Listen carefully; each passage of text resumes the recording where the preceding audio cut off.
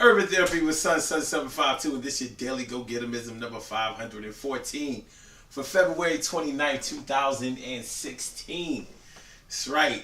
Last day of February is Leap Day, as they call it. I never knew it was called Leap Day, but it is. And if you was born on this day, then you only have a birthday every 4 years. Kind of fly though. You know what I mean? I could be like, I could be like 45 years old, 48 years old, and only be 12. But it didn't work out that way for me.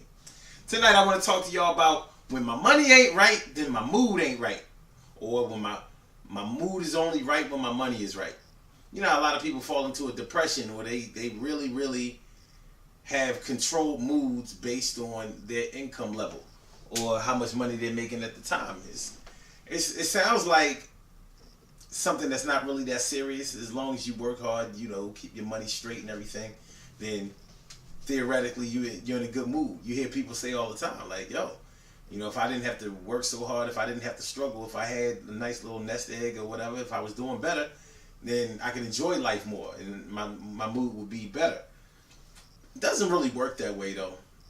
In all reality, happiness comes from the inside. So regardless of your financial status, you know, you're either going to be a person that's easy to get along with, or you're going to be the type of person that's a little bit edgy, a little bit grouchy.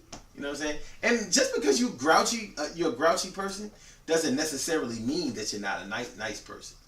You may be grouchy because of certain things that are going on in your life, but it doesn't mean that people don't like you. It doesn't mean that you're mean. It doesn't mean that you can't get along with other people. It's just you're a little bit of a grouch. I mean, if you think about the grouch on Sesame Street, people still liked him even though he was a grouch. You know what I'm saying? So when your money has to determine what your mood is going to be, that can be a problem. Because if you are in a profession where you're getting fast money, that means that you also in a profession where you can lose money fast. So let's say if you're a drug dealer, or if you have a gambling addiction, or you're just a professional gambler. There are such things as professional gamblers, and they gamble on the books and off the books. So although they may go to competitions where they're gambling for a living, they also probably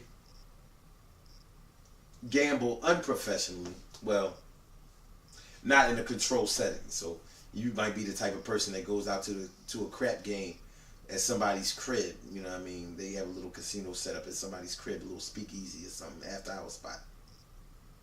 It can get dangerous like that because people know that you're inside of the place and there's a lot of money in there. Well, somebody could set you up to get robbed, stuck up, and hurt. You don't want that. So if you're in a profession like that, you're probably going to be getting fast money, but you also run the risk of losing money very fast. And if you lose money very fast, and you go home and you're angry towards your wife or your wifey, or you start disciplining the kids all crazy and mistreating them because you lost a few $1,000s tonight and you don't know where y'all gonna get the rent money or the mortgage. That's a problem of your creation. Sure, your mood is dependent on the fact that you didn't win tonight, so it affected your bottom line. But it ain't nobody else's fault that you messed up that money. And now you running around here, acting like a really bad tyrant or dictator, and nobody else deserved that. You the one that fucked up the money. Other people get into this whole when my money right, then my mood is right scenario because they work hard. They go to work every day and they get their finances in order and they expect those things to stay in order. So they may go shopping whenever they want to, and they enjoy certain things in material life that other people can understand. But when time gets to whereas they have to tighten up the belt a little bit, and they can't go shopping the way they like to shop, or spend the kind of money that they like to spend, it can work on their attitude. And once again, that could be a problem for other people. See, it's not always the people that are going through the financial problems that are the victims. Sometimes it's the people on the sidelines, or the people who really have no contribution to another person's moves. Oh, they're just there doing what they do and being who they are.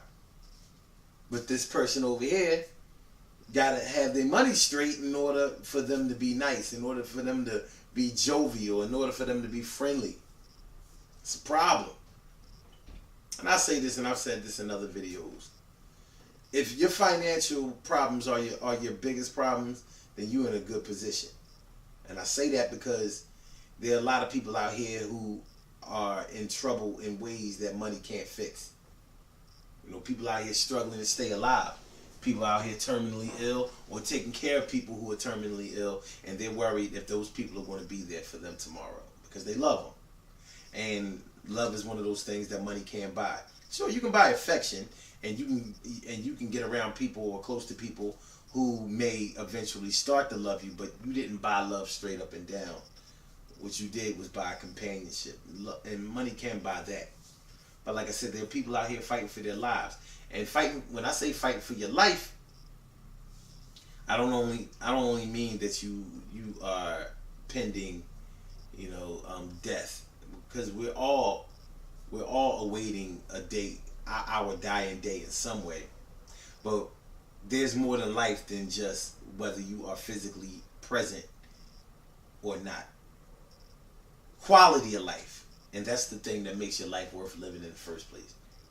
So when you hear about somebody being killed early or young in their lives, it hurts a lot more. It has a greater impact when you know that person was on their way to doing something great, or when that person was really, really a good person. Because the quality of life that led up to the tragedy, it just don't seem right. And that's something that money can't buy. So when you have love in your life, when you have trust in your life, when you have the things in your life that add beauty and quality to your life, money starts to not be at the forefront of where your happiness lives. Good things happen to those who wait. Great things happen to those who grind. And anything can happen to those who go for theirs. So go hard, go for yours. And remember, when it comes to this whole money situation, don't let the money make you. Make sure that you make the money. There's nothing wrong with having a nice fat bank account and fat pockets and being able to have money to do the things in life that you like to do. There's nothing wrong with that. But don't let that become the thing that makes you. Because if it becomes the thing that makes you, then it's also the thing that breaks you. And you don't want to go there. We don't want that, do we? So keep that right. The Mind, Right, and Body Better Fitness program will be back in full and total effect the 5th of this month. That's going to be Saturday. So make sure y'all come through, get y'all workout on, get with some good people that's really about adding to the quality of your life, just like we doing right here. And we do this every Saturday. And it ain't never going to stop. Well, unless we add on another day. Anyway, 400 East Ontario Street, the McVeigh Recreation Center. Make sure y'all come through. You know what I'm saying? And make sure y'all check out UrbanTherapyWithSun.com. Get down with the website. Register for the website. The movement is moving. It's moving fast. It's moving in the right direction. We want you to move right with it. The hood is our health. Urban Therapy with Sun. The hood is our health. And I'll holler at y'all later, alright? Run, Forrest, run.